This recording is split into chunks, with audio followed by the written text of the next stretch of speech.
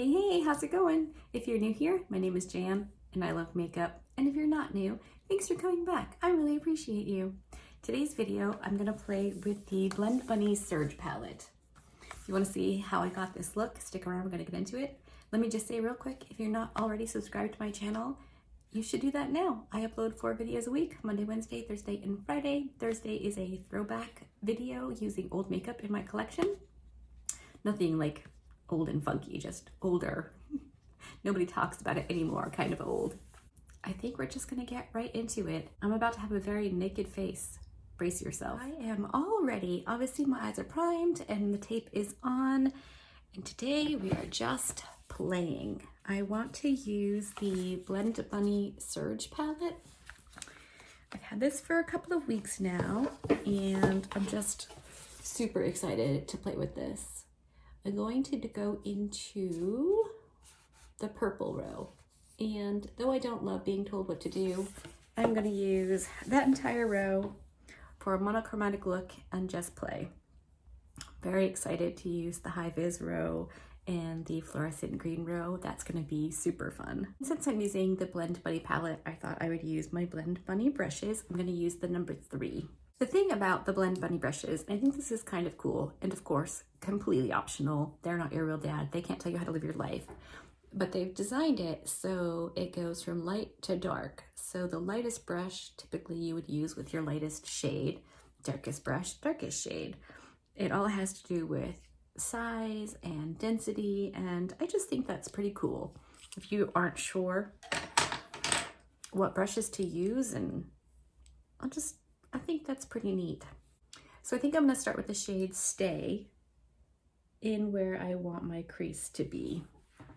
And I'm really just going to kind of pat this on and map it out.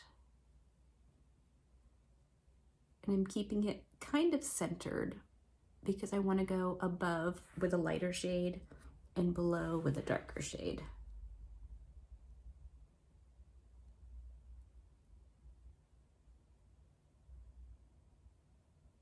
I may end up completely ditching this video if this look comes out bad. I am full on just playing today, but I would like to record another video, so I'm hoping this goes well. So we're following all the rules today with Blend Bunny, going to the next lighter shade and the next lighter color, or the lightest color, I guess.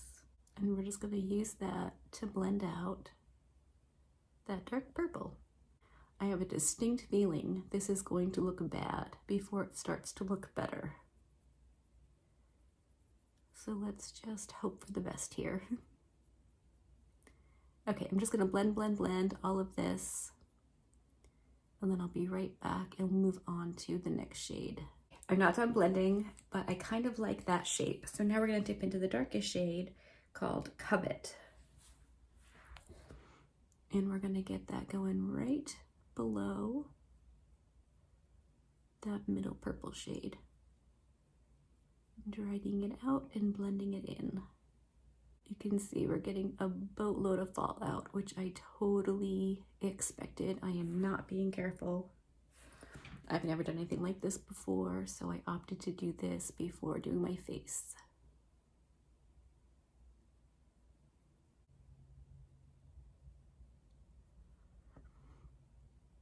And because my eyes are so small and hooded, I don't want to take that darkest shade all the way in.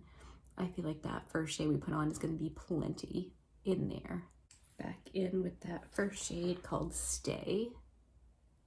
We're just going to blend that dark shade with the shade Stay for a nice smooth transition. Now we're going to dip back into that light shade called Beckon. And really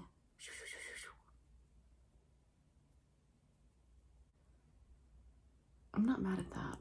I'm going to go in with the shade Euphoric on a flat shader brush.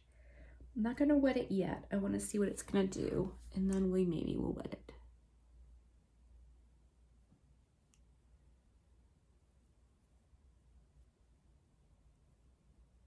Dragging that up where those other purple shades meet. does seem to be a very nice creamy shade. Look at that. Yes, sirree, Bobcat.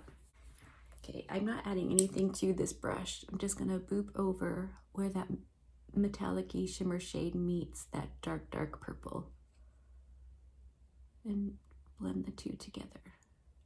I'm gonna go back in with that metallic shade. I'm just tapping over where those two shades meet. I'm not dragging anything or moving it.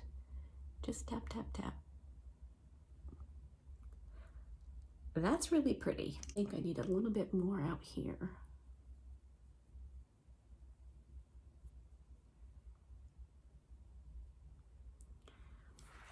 All right, I'm gonna go off camera and see if I can get the other eye to match up. And if I can, I'm gonna do my face and then I'll come back and we'll do the lash line. Okay, I'm back. Obviously my face is on and I added mascara and some House of Lashes Allure Light Lashes. I clipped them down to like halfway just to use them as a corner lash because I think this look can handle a bit of a lash. So now let's finish up the lower lash line. I'm gonna use my LA Girl Shockwave Neon Eyeliner in the shade Vivid. I'm gonna run this in my waterline and between my lashes.